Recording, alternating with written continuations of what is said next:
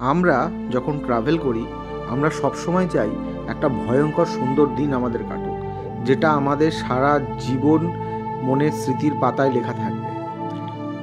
আমরা কিন্তু ঘুণাক্ষরেও টের পাইনি যে পরবর্তী কয়েকটা দিন আমাদের এক্সপেকটেশনের তুলনাও বেশি হতে চলেছে। আজ তার প্রথম দিন।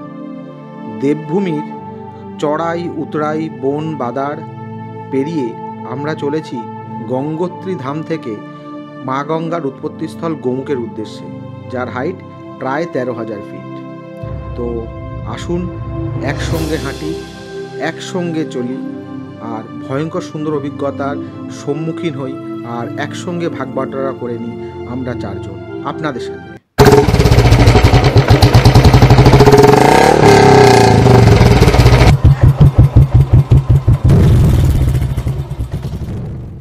আমার চ্যানেলের সমস্ত ভিডিও যাতে তোমাদের সার্চ করতে সুবিধা হয় তার জন্য আমি প্লেলিস্ট করি। প্লেলিস্টে যাও, প্লেলিস্টে গিয়ে উইকেন্ড ট্যুর, সস্তায় পুষ্টিকর, riding, Rajasthan diary, Sikkim diary এরকম করে রয়েছে। তোমরা যে ভিডিওটা দরকার তোমরা সেখান থেকে দেখে নিতে পারো।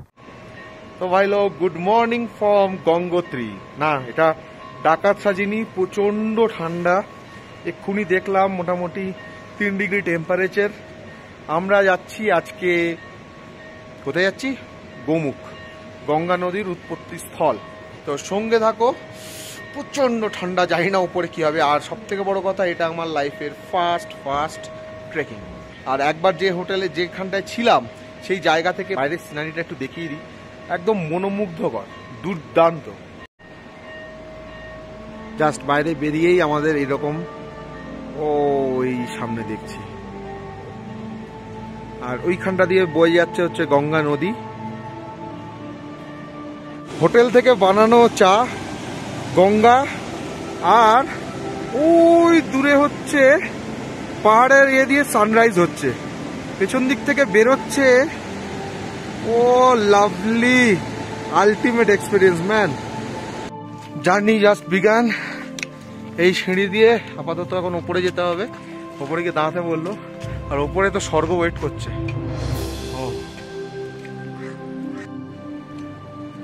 অসাধারণ ভিউ, গঙ্গোত্রী মায়ের মন্দির, পিছনে সানরাইজ। আমরা সিঁড়ি দিয়ে আপাতত ফার্স্ট ধাপের সিঁড়ি কমপ্লিট করেছি। এখান দিয়ে উঠে ওই নিচে ছিলাম, উঠে কমপ্লিট করেছি।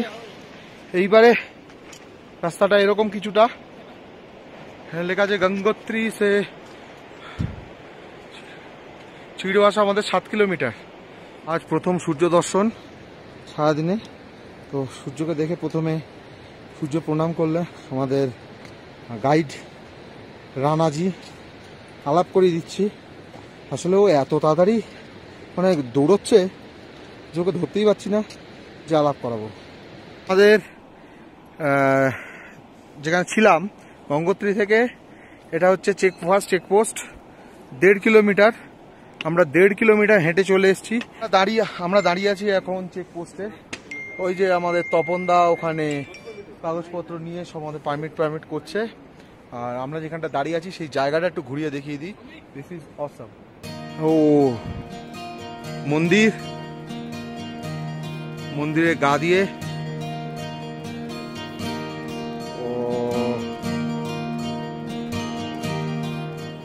This is truly awesome.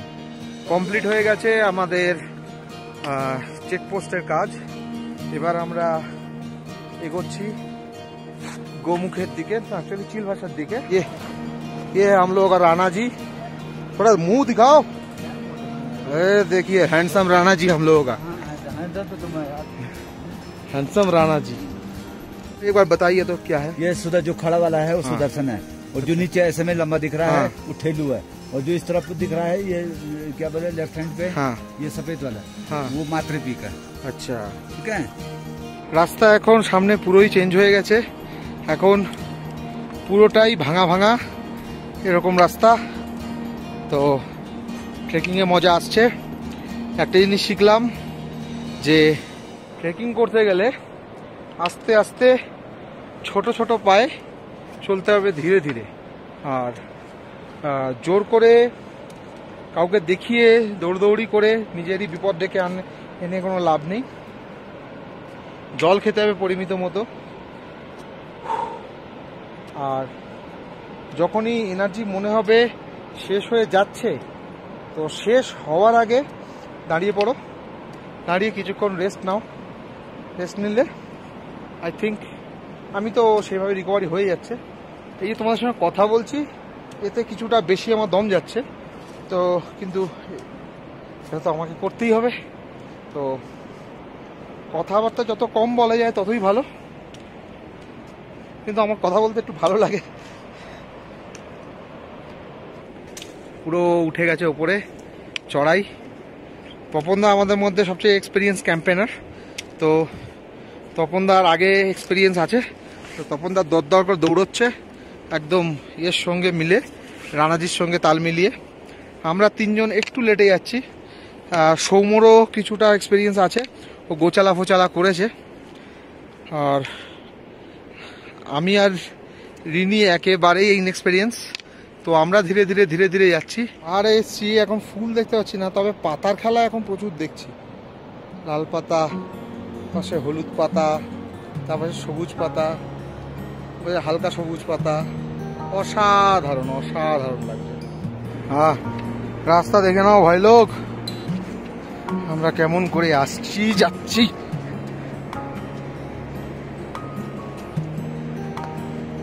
এই গঙ্গা নদীতে যত জল দেখছি, তার ছোট্ট একটা কন্ট্রিবিউশন এখান থেকেও আসছে।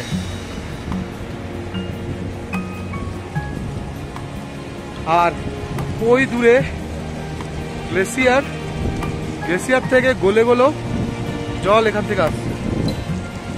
কখনো কখনো এগুলো থেকে ধস নেমে ওই নদীতে। এবার প্রচন্ড খিদে পেয়েছে, এতক্ষণ ধরে মাঝে মধ্যে স্নিকার্স খেয়ে কাটাচ্ছিলাম। এবারে প্রচন্ড খিদে পেয়েছে, এবারে একটুখানি খেতে হবে। আমরা ব্রাউন ব্রেড, জ্যাম, স্নিকার্স আর খেজুর আর কিসব এনেছে আমি জানি না, আনা হয়েছে। কোথাও একটা বসবো, বসে এবার ব্রেকফাস্ট করতেই হবে, প্রচণ্ড খিদে পেয়েছে। তার পাশে ছোট্ট করে সুন্দর করে বসার জায়গা করে রাখা আছে। আপাতত ওখানে বসে আমাদের সকালের খ্যাটনটা পূরণ করব। বলছে সোন পাপড়ি দিয়ে পাউরুটি, এবার এখানে জেলি আছে, জেলি দিয়ে সোন পাপড়া দিয়ে পাউরুটি। এটা আমাদের ব্রেকফাস্ট। रोटी और ये क्या है दादा? सब्जी, रोटी सब्जी।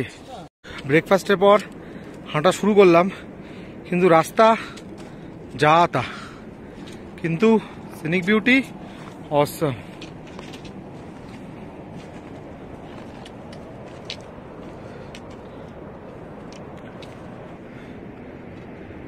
একটা জিনিস দেখাই, তোমাদের হয়তো দেখে অনেকে ঘেন্না লাগবে, কিন্তু আমি এটা মনে করলাম দেখানো উচিত, তাই দেখাচ্ছি। এটা হচ্ছে ভাল্লুকের পটি। অ্যাকচুয়ালি কি হয়েছে, পুরো লকডাউনে তো সবকিছু বন্ধ ছিল, আর বেশি দিন হয়নি এই ট্রেকের এইটা খুলেছে। তো সব জন্তু জানোয়াররা নির্ভয়ে এখানে ঘুরে, মানে অ্যাকচুয়ালি জায়গাটা তো ওদেরই, আমরা তো জোর করে দখল করেছি। তো এখানে অনেক নিচে নেমে এসছে, তো যেটা বলছিলাম আগে, তো ভাল্লুক ওইখান অব্দি আসছে। যদি ভাগ্য ভালো থাকে বা খারাপ থাকে, আমরাও হয়তো দেখতে পারি আর তোমাদেরও দেখাতে পারি।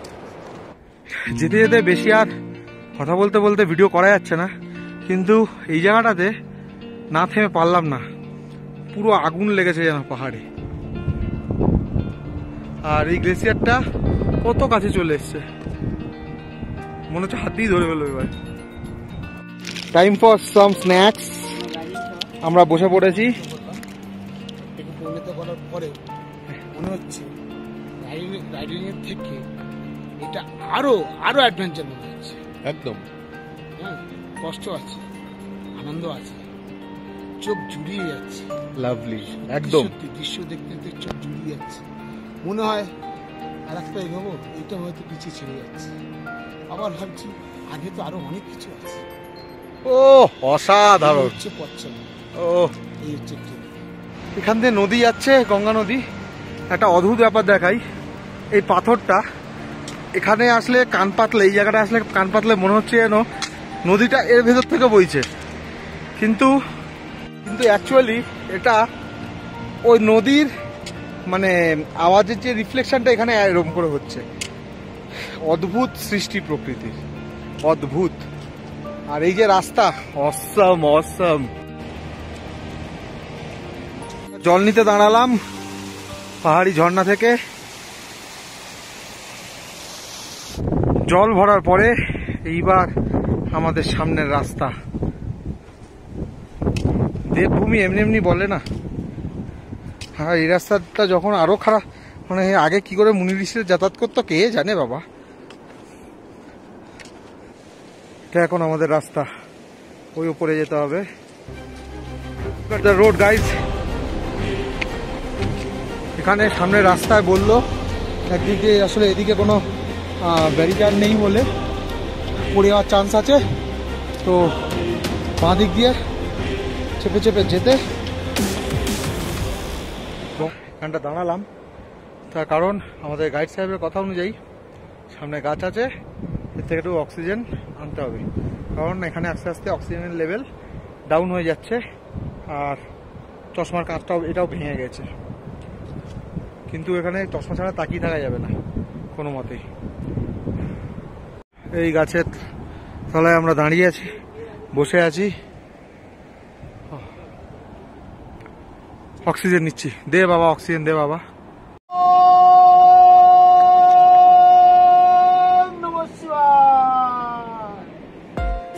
এই ছোট্ট ছোট্ট পায়ে চলতে চলতে ঠিক গোমুখ যাব।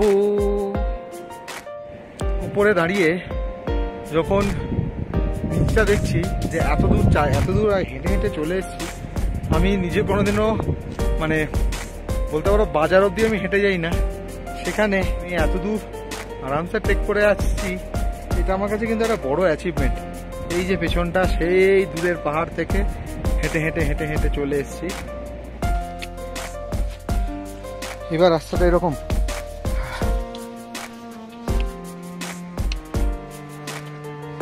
এইখানে মাঝখান দিয়ে নদীটা আমাদের পথ কেটেছে, আর আমাদের যাওয়ার জন্য সেতু।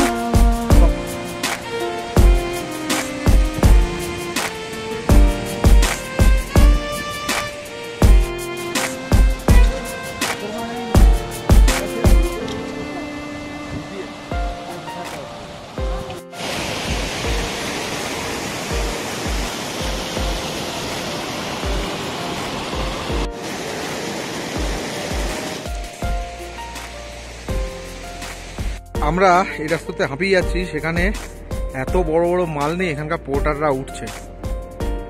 600 টাকা পার ডে নেয় বললো, বাকি বার্গেনিং এর ব্যাপার, এক এক জায়গায় এক এক রকম রেট বলছে। তো স্যালুট তো ওদেরকে। এই দূরে চির গাছ, মতলব মানে আর কি পাইন গাছকে এরা চির বলে, তো চির গাছের মধ্যে বাসা, দ্যাটস ওয়াই এটার নাম চির বাসা। आप दिखाए भागीरथी 2 है। कौन सा वाला? ये वाला जो सबसे सफेद वाला दिख रहा है। बीच का?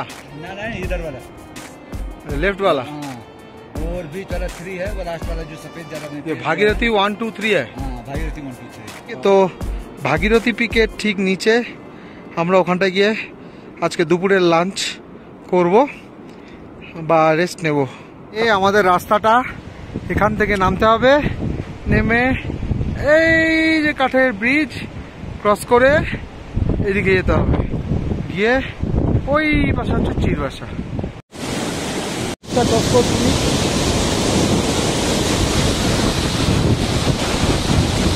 জল এখান ওই উপর থেকে আসছে।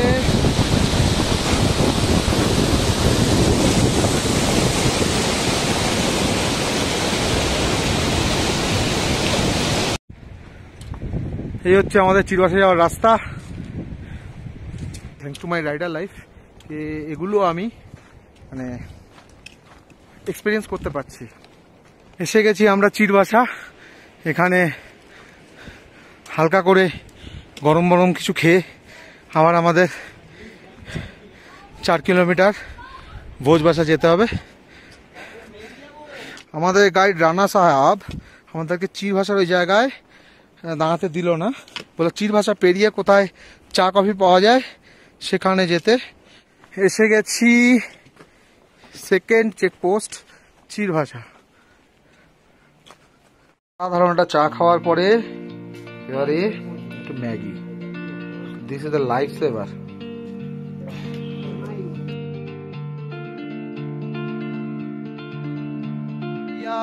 কমপ্লিট আমাদের লাঞ্চ, ম্যাগি আর চা।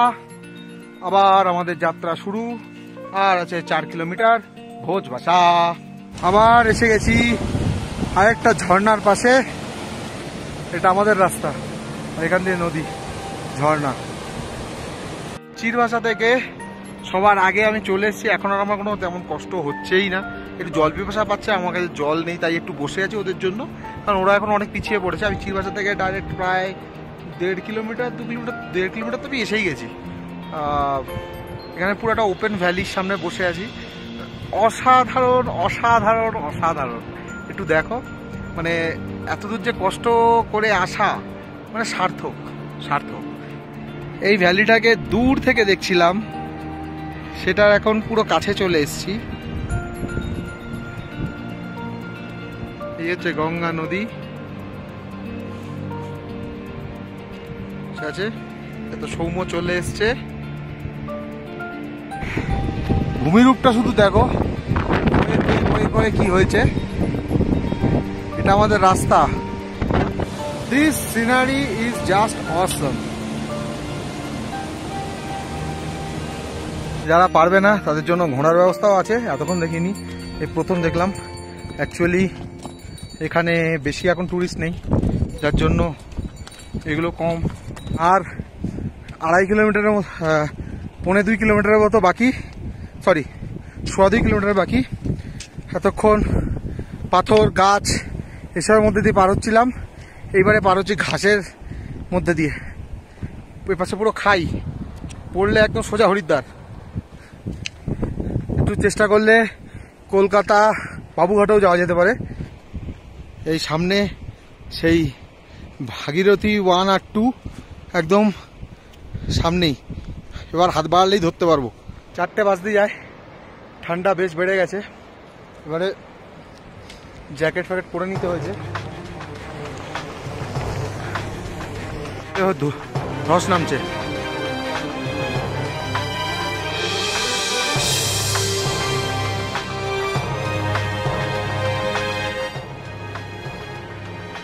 এখান দিয়ে পুরো ধস নামলো। জায়গাটা একদম সরু, খুব আস্তে আস্তে আয় ভাই।